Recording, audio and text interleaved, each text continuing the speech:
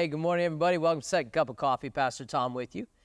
This is the month of March, and we're kicking off a new series called Ask, A-S-K, Ask. We're looking at a scripture that a lot of us know as Christians. We rephrase it a little bit, but how it actually reads in the New King James Version, James 4, verse 2, the end of verse 2, you do not have because you do not ask. The way I heard it coming up, you have not because you ask not. And the kind of implication with that is this, guys. If I ask God, the only reason I'm not getting it is because I haven't asked God. The reality of it is this. I may not be getting it because I'm asking the wrong question, which we'll talk about more next week. But I have to be okay and settled with this word, no. No. How do I know that? James, John, they were brothers. They asked God a question. They asked Jesus a question. Can we sit at your right hand or at your left hand when you come into your kingdom? And he lays it out for them. Do you know what it's going to cost me to come into my kingdom? Can you drink the cup that I'm going to have to drink? Can you walk through the baptism of what I'm going to have to walk through, death, burial, resurrection? The cup is the cup of wrath. Can you do that? They're like, yeah, we can do that. No clue what he's talking about. We can. And he said, you're going to. But what you ask, the answer is no, because it's my Father who has prepared those things. I can't make that decision. I can't give you something that's not mine to give. That's important as Christians because we put responsibility on Jesus to fulfill things in our lives that we were never designed to fulfill. And we drive a wedge in our relationship because we don't know how to deal with the answer being no. I won't go into cultural things, but you can see it rife in our culture that this mindset of I deserve, I should have, I am just as worthy as anybody else to receive. The challenge with that is that if I have not been designed by the Creator to operate in the thing that I desire, I should not be walking in that because it was not prepared for me and I was not prepared for it.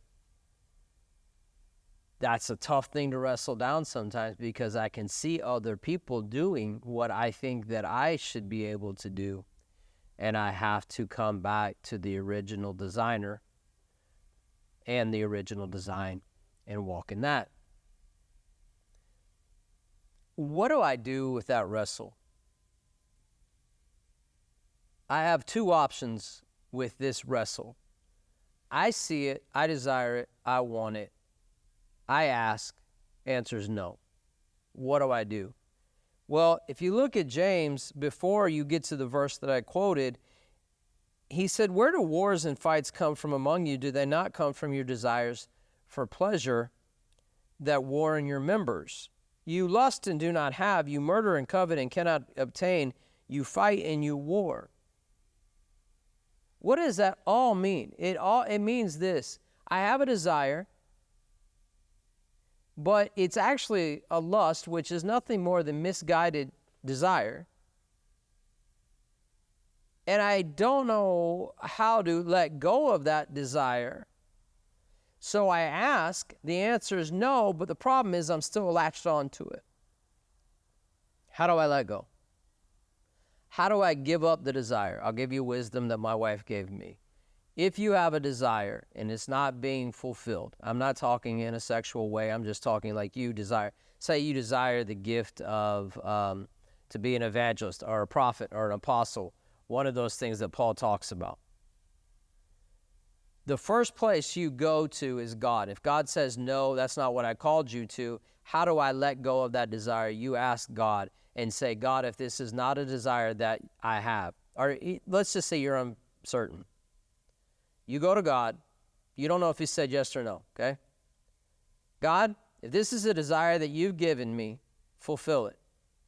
If it's a desire that you haven't given me, take it away.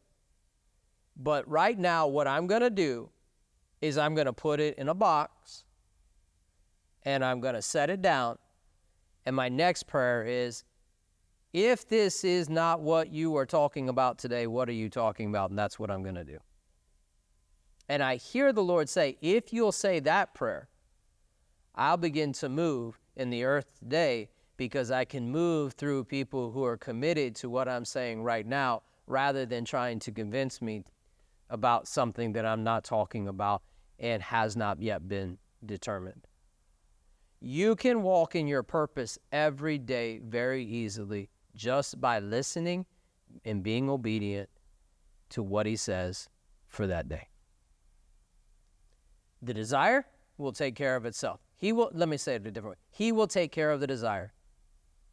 But for today, walk in what do you want to do today? And allow him to speak to that, walk that out, and he'll take care of the rest.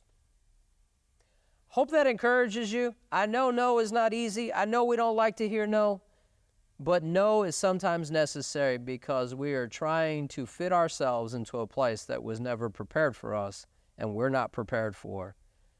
But if we let it go, trust God with the answer, and then walk out what he's asking us to do today, your life will be well lived and you'll change the world.